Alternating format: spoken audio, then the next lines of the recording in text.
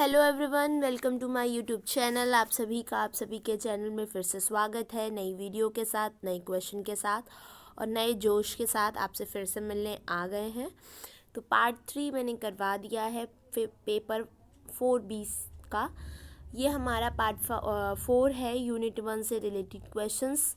उम्मीद है क्वेश्चंस आपको अच्छे लग रहे होंगे और आप सभी ध्यान से देख रहे होंगे। कोई भी क्वेरीज हो तो प्लीज़ पूछें। और कुछ बच्चे कह रहे थे कि मैम आप फर्स्ट ईयर के भी क्वेश्चन करवाएं। अगर किसी को चाहिए फर्स्ट ईयर के क्वेश्चन तो आप प्लीज़ कमेंट करके मुझे बताएं। अगर ज़्यादा मेजॉरिटी में बच्चे रहे तो मैं ट्राई करूँगी कि फ़र्स्ट ईयर के क्वेश्चंस भी मैं MCQ करवाऊँ। तो स्टार्ट करते हैं क्वेश्चन नंबर 48 से। इस क्वेश्चन में मैं एक आपको बता देती हूँ, मैंने जब PDF बनाई है इसमें मैंने ऑप्शन 2 दे रखे हैं, लेकिन इसमें ऑप्शंस मैंने B वाले में मिक्स कर दिया। मैं आपको समझाती हूँ, आप ध्यान से देखिएगा। 48 नंबर क्वेश्चन कहता है कि NCF 1988 में माध्यमिक स्तर पर विज्ञान के शिक्षण पर क्या सुझाव दिया। जो NCF था हमारा 1988 का, उन्होंने 6 to 8 के बच्चों को विज्ञान किस तरह से पढ़ाया जाना चाहिए उस पर कुछ सुझाव दिए। वो क्या थे या उन्होंने क्या कहा कि किस तरह से विज्ञान को पढ़ाया जाना चाहिए बच्चों को। ऑप्शन ए कहता है कि विज्ञान को नहीं पढ़ाया जाना चाहिए, बिल्कुल नहीं, उन्होंने ऐसी बात नहीं कही। बी कहता है कि विज्ञान विषय को एक विषय के रूप में पढ़ाया जाना चाहिए। ये हमारा ऑप्शन नंबर बी है, चाहिए तक, ठीक है। यहाँ से अलग अलग विषयों में विभाजित नहीं करें, मतलब इस विषय को, ऑप्शन नंबर सी हमारा जो होगा, इन विषयों को मतलब विज्ञान को अलग अलग विषयों में विभाजित नहीं करें, उसको अलग विषय में विभाजित नहीं करना चाहिए। ये ऑप्शन नंबर हमारा सी होगा, अलग से लेकर। और डी ऑप्शन होगा, इनमें से कोई नहीं। तो इसका राइट आंसर जो होगा वो ऑप्शन नंबर हमारा होगा बी, कि विज्ञान जो है एक विषय के रूप में पढ़ाया जाना चाहिए। NCF ने ये बात को कहा था, मैंने आपको क्लियर कर दिया। इसमें ऑप्शन 2 दे दिए थे और मैंने सी को मिक्स कर दिया था इसमें गलती से, तो आप लोग प्लीज़ ध्यान से समझ लीजिएगा। नेक्स्ट क्वेश्चन की बात करते हैं, क्वेश्चन नंबर 49, जो कहता है कि उच्च प्राथमिक स्तर के बालक को पहली बार विज्ञान को किस तरह से पढ़ाया जाना चाहिए। ए, एक परिचय के रूप में। बी, कि सिर्फ परिचय उसको दिया जाए विज्ञान का। बी, एक शैक्षिक विषय के रूप में। सी, एक संख्या के रूप में, मतलब छोटा सा एक पार्ट में। या डी, इनमें से कोई नहीं। तो इसका right answer option number A होगा, उच्च प्राथमिक स्तर के बालकों को पहली बार विज्ञान जो है वो परिचय के रूप में पढ़ाया जाना चाहिए। नेक्स्ट क्वेश्चन नंबर 50, जो कहता है कि एक अच्छी पुस्तक में क्या गुण होने चाहिए। ए, जो रटने पर जोर दे। बी, जो पाठचर्या के उद्देश्यों को प्राप्त करने में मदद करे। या सी, ए और बी। या डी, इनमें से कोई नहीं। तो बहुत ही इजी क्वेश्चंस है। इसका ऑप्शन नंबर बी होगा कि पुस्तक ऐसी होनी चाहिए जो पाठ्यचर्या के उद्देश्य को प्राप्त करने में मदद करे। नेक्स्ट क्वेश्चन नंबर 51, जो कहता है कि वर्तमान में भी विज्ञान की परीक्षाओं में कौन कौन से दोष देखने को मिलते हैं। ऑप्शन नंबर ए कहता है कि विज्ञान का प्रश्न पत्र विज्ञान की समझ को नहीं जांचता। मतलब विज्ञान का प्रश्न पत्र तो होता है, लेकिन बच्चों की जो विज्ञान की समझ है उसको नहीं जांचता, वो कुछ और चीज़ को भी जांचता है। तो मतलब पूर्ण नहीं होता विज्ञान का प्रश्न पत्र, एक तो ये कमी है। बी, रट कर जवाब दिया जाता है, इसमें बच्चे जो होते हैं रट लेते हैं आंसर्स को और जवाब दे देते हैं पेपर में। सी, बोर्ड परीक्षा वर्ष में एक बार निर्धारित होती है और समय लेती है। या डी, इनमें से डी, ये सभी। तो इसका ऑप्शन मैंने नहीं लिखा लग रहा है, लेकिन इसका right answer option number D होगा। ये तीनों ही खामियां जो हैं वो आज भी विज्ञान की परीक्षाओं में हमें देखने को मिलती हैं। नेक्स्ट क्वेश्चन नंबर 52, जो कहता है पाठचर्या पर केंद्रित पहली पुस्तक दी करिकुलम किसने लिखी। द करिकुलम होगा वो, दी करिकुलम किसने लिखी। अ, फ्रैंकलिन बॉबिट। बी, गांधी जी। सी, जॉन साहब। या डी, इनमें से कोई नहीं। तो ये पुस्तक जो थी द करिकुलम वो हमारी फ्रैंकलिन बॉबिट ने लिखी। Option number A. Next question, question number 53, जो कहता है कि the foundation and technique of curriculum consultation किसने प्रकाशित की थी?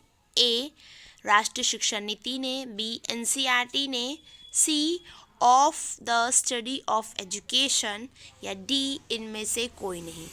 तो ऑप्शन नंबर सी इसका राइट आंसर होगा। Of the study of education ने इसको प्रकाशित किया था। नेक्स्ट क्वेश्चन, क्वेश्चन नंबर 54, जो कहता है कि पाठचर्या को आंदोलन कब पूरी तरह से एक सशक्त आंदोलन बन गया। मतलब यहाँ पे क्वेश्चन में थोड़ा सा वो है, इसमें पूछा गया है कि पाठचर्या का जो आंदोलन था वो कौन ही होगा, का होगा। पाठचर्या का आंदोलन जो था वो कब पूरी दुनिया में एक सशक्त आंदोलन का रूप ले लिया उसने? ए 1960 में, बी 1965, सी 1976, या डी 1890। तो जो ये आंदोलन था वो ऑप्शन नंबर डी 1890 में ये आंदोलन एक सशक्त आंदोलन बन चुका था। नेक्स्ट क्वेश्चन, क्वेश्चन नंबर 55, जो कहता है कि राष्ट्रीय शिक्षा नीति 1986 का गणित विषय के लिए क्या सुझाव दिया या क्या सुझाव रहे? ए कि गणित विषय कैसा होना चाहिए? सोचने वाला होना चाहिए। बी तर्क करने वाला होना चाहिए। सी जिसमें विश्लेषण हो, या डी ये सभी।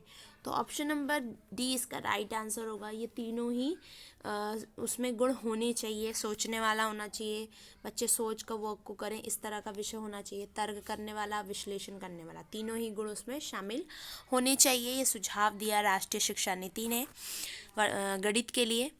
नेक्स्ट क्वेश्चन, क्वेश्चन नंबर 56, जो कहता है कि वर्तमान समय में भी गणित शिक्षण में क्या समस्याएं देखने को मिलती हैं? आज भी गणित की शिक्षण में क्या समस्याएं हमें देखने को मिलती हैं? ए कि बच्चों में भय और असफलता का डर अभी भी है गणित को लेकर।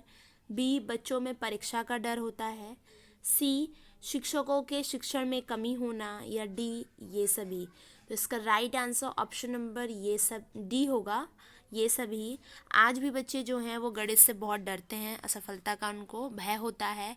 परीक्षा जब आती है तो ऐसा लगता है कि पता नहीं कौन सी बड़ी सी परीक्षा आ गई, उससे डरते हैं।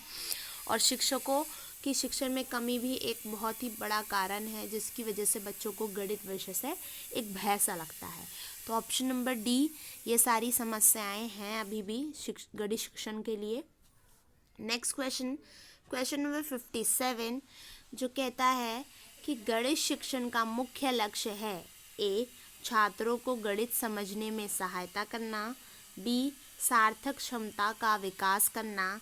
सी गणित के लिए बच्चों को योग्यताओं का विकास करना। डी ज्यामिति मतलब ज्योमेट्री वाले के प्रमेय को प्रतिपादित करना, उनके स्वतंत्र रूप से प्रमाणित करना। तो इसका right answer option number C होगा। मुख्य उद्देश्य जो वो हमारा है कि गणित के लिए बच्चों की योग्यताओं का जो है वो विकास करना है। मुख्य लक्ष्य ये माना गया है गणित शिक्षा का। नेक्स्ट क्वेश्चन, क्वेश्चन नंबर 58, जो कहता है कि प्राथमिक स्तर पर पाठ्यक्रम NCF 2005 निम्न में से किस पक्ष में नहीं है? ए गणित को संख्याओं रहित क्षेत्रों को उचित स्थान देना, मतलब गणित की में जो है संख्याओं रहित को ज़्यादा उचित स्थान देना, जैसे स्थान दृश्य, प्रतिमान और समकों का समूह का मतलब समूह की व्याख्या। बी संख्या प्रति रथों की सहित संख्याओं की समझ का विकास। सी बच्चों को बहुत सी बड़ी संख्या सिखाना ताकि बच्चों के ज्ञानात्मक क्षमता का विकास किया जा सके। डी विभिन्न भिन्नों और दशमलव की अवधारणा आधार को सशक्त करना। इसमें पूछा है जिसका एनसीएफ ने पक्ष नहीं किया है, नहीं की बात पूछ रहा है, तो इसका गलत जो ऑप्शन होगा नहीं होगा वो होगा हमारा ऑप्शन नंबर सी। बाकी तीन चीज़ें के बारे में एनसीएफ ने पक्ष में बोला है, लेकिन सी ऑप्शन के लिए नहीं बोला है। नेक्स्ट क्वेश्चन नंबर 59 जो कहता है कि प्राथमिक कक्षाओं के लिए गणित की पाठ्य पुस्तकों में किस सुझाव से बचना चाहिए। ए, पाठ्य पुस्तकों में उस भाषा का प्रयोग करना चाहिए जिसमें सामान्यतः बच्चे बोलते और समझते हों। बी, बहुत अधिक चित्रों से बचना चाहिए और अभ्यास प्रश्न करने के लिए पर्याप्त स्थान देना चाहिए। सी, भाषा और चित्र लिंग और समानता को ध्यान में रखते हुए दिए जाने चाहिए। या डी, गणितीय अवधारणाओं का प्रयोग दूसरे विषयों की अवधारणाओं के साथ क्रमबद्ध तरीके से होना चाहिए ताकि गणित को गहराई से समझा जा सके। तो क्वेश्चन में ये पूछ रहा है जो पुस्तकों के सुझाव से बचना चाहिए, किस तरह का नहीं होना चाहिए उसमें। तो इसका राइट आंसर होगा, 1 मिनट ऊपर चला गया लग रहा है। कैसी होनी चाहिए पुस्तक हमारी, तो इसका ऑप्शन नंबर बी राइट होगा कि बहुत अधिक चित्रों से बचना चाहिए और अभ्यास प्रश्न कराने के लिए पर्याप्त स्थान देना चाहिए। ठीक है। नेक्स्ट क्वेश्चन नंबर 60 जो कहता है एनसीएफ 2005 के अनुसार स्कूल गणित एक ऐसी स्थिति में होना चाहिए जहां ए, बच्चे सूत्रों के अभ्यास में शामिल होते हैं और उन पर कार्य प्रदर्शन और परीक्षाओं का दबाव रहता है उस तरह का। बी, गणित बच्चों के जीवन के अनुभवों का एक भाग होता है। सी, बच्चों को दैनिक अभ्यास के माध्यम से गणित सिखाने के लिए बाध्य किया जाए। डी, बच्चे श्रोता होते हैं और शिक्षक सक्रिय वर्णनकर्ता होते हैं। तो कैसी स्कूल में कैसी स्थिति होनी चाहिए गणित को लेकर, वो होना चाहिए कि गणित बच्चों के जीवन के अनुभव का एक भाग होना चाहिए, तभी बच्चा आसानी से सीख पाएगा और उसको भय नहीं लगेगा गणित से। नेक्स्ट क्वेश्चन नंबर 61 जो कहता है कि CBSE ने किस महान गणितज्ञ के जन्म दिवस को गणित सप्ताह के रूप में मनाने की घोषणा की। ए, आर्यभट्ट। बी, ब्रह्मगुप्त। सी, श्रीनिवास रामानुजन। या डी, भास्कर। ये बहुत ही इजी क्वेश्चन है, सबको पता होना चाहिए, जिसको नहीं पता तो प्लीज़ ध्यान रखें। Option number C, Srinivasa Ramanujan के जन्म दिवस को गणित सप्ताह के रूप में मनाया जाता है। तो ये थे हमारे पेपर 4B से कुछ क्वेश्चंस। नेक्स्ट वीडियो में फिर से नए क्वेश्चन के साथ मिलेंगे और उम्मीद है क्वेश्चंस अच्छे लगे आपको। कमेंट करके ज़रूर बताइएगा। अगर अच्छे लगे हों तो लाइक शेयर कमेंट ज़रूर करें और शेयर कमेंट लाइक ये सारी चीज़ें करें प्लीज़। लाइक करने से थोड़ा सा मोटिवेशन मिलती है, फिर वो ऐसे लगता है कि मतलब कोई इम्पोर्टेंस नहीं है, तो इसलिए वीडियो फिर ना ऐसा लगता है कि नहीं बनाने की ज़रूरत नहीं है। तो प्लीज़ लाइक किया करिए, अगर वीडियो अच्छी लगे तो ही, ज़बरदस्ती नहीं है। तो नई वीडियो में नए क्वेश्चन के साथ फिर से मिलेंगे। और अगर वीडियो अच्छी लगे तो लाइक शेयर कमेंट ज़रूर करें।